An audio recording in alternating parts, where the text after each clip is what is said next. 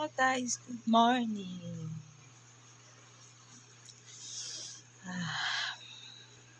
Alam nyo guys,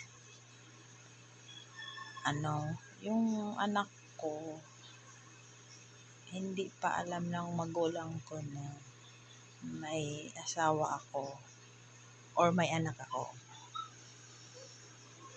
Kaya hindi kami makauwi sa amin.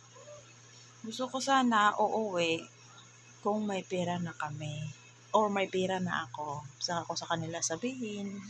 Tapos ako ang mauna doon. Na sabihin ko na may anak ako. Or kung may pera ako, ipasyal ko muna. Ako ng oras, maglaan para masabi sa kanila. Kasi mahirap mag-asawa na hindi alam ng magulang. Kasi, di ba? Tapos, siyempre baka nagtataka na rin yun. Bakit hindi ko sinabi sa kanila? 3 years na? 3 years na. Tapos, hindi nila alam mag-asawa na ako. At may anak na ako. Pero yung mga kapatid ko baka alam na yon.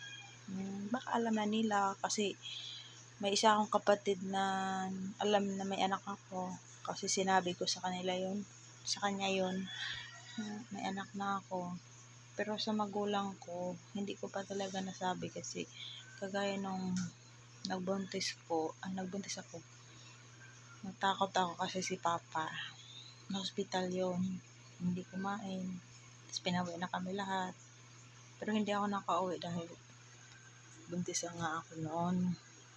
Tsaka din niya alam na, hindi nila rin alam na buntis ako noon. Parang, nagdududa lang sila. Sabi ko lang na hindi ako, nagtrabaho ako, ganun. Kaya, ayoko kasi na maulit yung hospital si Papa. Takot kaya ako noon. Mahirap pala mag-asawa na hindi alam ng magulang mo. Kaya kayo, pag nag-asawa kayo, dapat alam nila. Yan lang. Guys.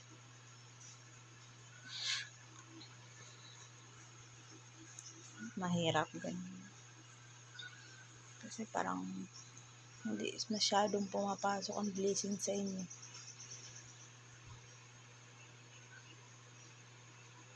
Nakakalungkot lang. Siyempre, minsan,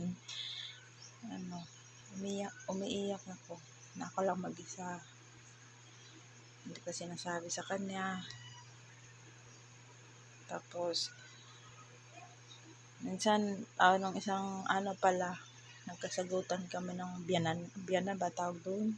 Yung nanay ng lalaki. Nagkasagutan kami.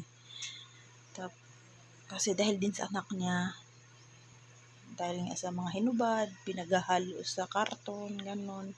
Siyempre, sino namang hindi parang napuno na yata ako noon kasi, dati pa kasi sa kabila, pinagsabihan ko, hindi nakikinig, parang wala lang sa kanya. Tama dito yata yung biyanan ko nung napuno ako. Parang sumakit na talaga dibdib ko, parang nilabos ko na lahat. Basta abangan nyo na lang sa sunod na kwento ko.